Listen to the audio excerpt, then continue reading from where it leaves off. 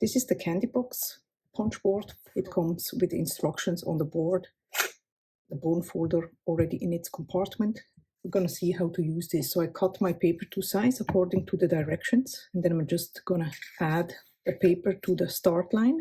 Then I'm going to punch. I'm going to slide it over, give it another punch, slide it over, give it another punch, and then I score here as well. Punch, score, punch, score, punch, and score.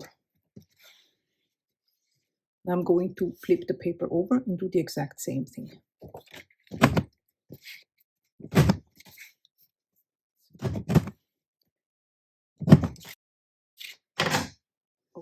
With the reverse punch, you can add this little decoration to the sides of the box.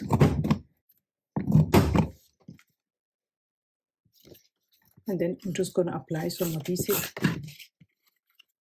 And then you can add some ribbons.